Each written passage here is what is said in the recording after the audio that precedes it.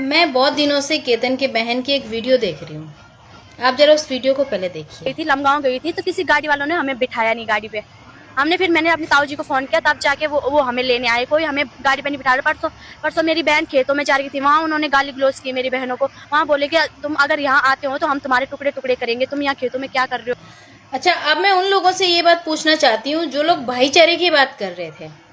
अगर इतना भाईचारा है आपके एरिया में और आप बाहर वाले को आने नहीं देना चाहते हैं, तो जब गाड़ी में आप लोगों ने इनको बिठाया नहीं, उतार दिया, तो कहाँ गया था उस टाइम पे आपका भाईचारा? ये खेतों में जाती हैं तो वहां आप लोग इन्हें गाली गलौज करते हो, तब कहाँ गया आपका भाईचारा?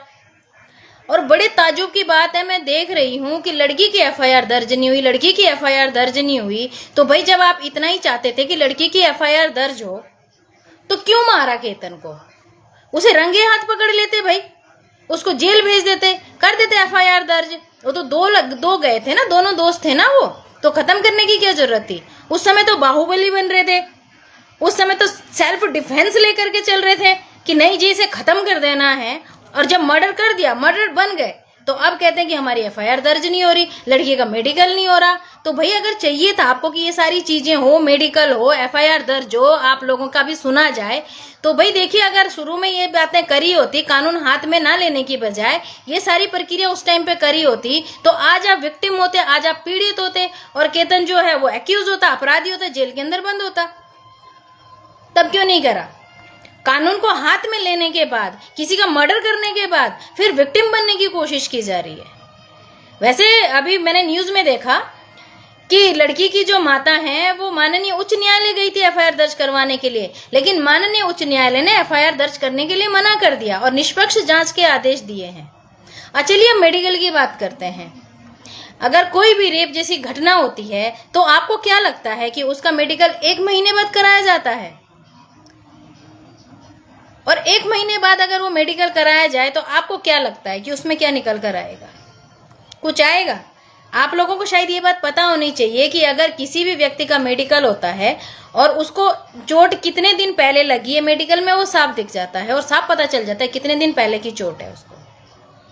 तो अब कैसे पता चलेगा कि उसके साथ कोई रेप हुआ था या नहीं हुआ था?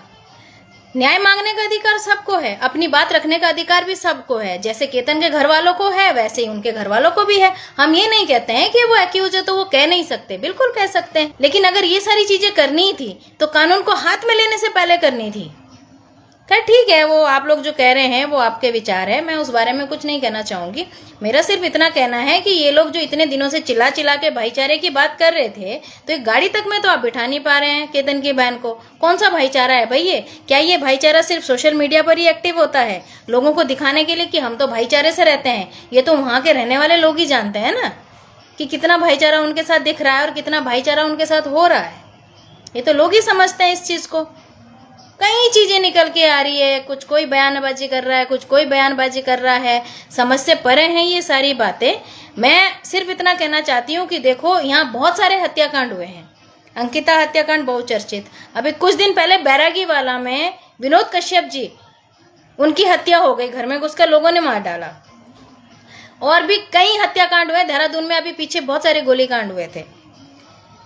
अगर मारने वाले की भी एफआईआर लिखी जाती है तो जितने लोगों ने जिसको मारा है सबको ये डिमांड करनी चाहिए थी फिर कि हमारी भी एफआईआर लिखो, हमारी भी एफआईआर लिखो, हमारी भी एफआईआर लिखो, क्योंकि हम भी अपना पक्ष रखना चाहते हैं। तो भाई देखिए, मेरा कहना सिर्फ इतना है कि आपको अपना पक्ष रखना है ना, तो पुलिस इन्वेस्टिगेशन कर रही है, आप इन्वेस्टिगेशन ऑफिसर के पास जाइए जो कि आईओ है इस केस में, और उनको कहिए कि हमारे भी वो बयान दर्ज करें जो विधिवत रूप से चलेगा। आप अपने बयान दर्ज करें, उसके बाद माननीय न्यायालय में इनकी चार्जशीट दाखिल होगी और चार्जशीट के दौरान जो है अभियोजन पक्ष के गवाह होंगे। अभियोजन पक्ष के गवाह के बाद जो है बचाव पक्ष आएगा, यानी कि डिफेंस आएगा। तो डिफेंस में जो बात आप कहना चाहते हैं वो बात आप माननीय न्यायालय में रख सकते हैं। आप लोगों को अभी भी अधिकार है और बाद में भी अधिकार है, किसी ने नहीं रोका, किसी ने आपको अपनी बात रखने से नहीं रोका है। इसीलिए दोनों पक्षों को सुना जाएगा, माननीय न्यायालय दोनों पक्षों को सुनता है, उसके बाद ही निर्णय लेता है। और आप भी अपने अधिवक्ता खड़े करेंगे वहां पे, तो आपको भी पूरा अधिकार है अपनी बात रखने का। लेकिन ये जो अनाप शनाप बातें चल रही है ना कि हम भाईचारा रखते हैं और ग्राउंड लेवल पे वो दिखता नहीं है, वो चीजें मत कीजिए। ये जो बाबा जी हैं, ये जो कुछ लोग हैं उल्टी सीधी बयानबाजी कर रहे हैं, ये सिर्फ एक्यूज जो वो लड़की है उसके घर वालों की मुश्किलें ज्यादा पैदा कर रहे हैं, अच्छा कुछ नहीं कर रहे हैं। खैर चलिए, ये तो उनका अपना अपना वो है, मैं किसी के बारे में कुछ नहीं कह सकती कि ये करो या ना करो।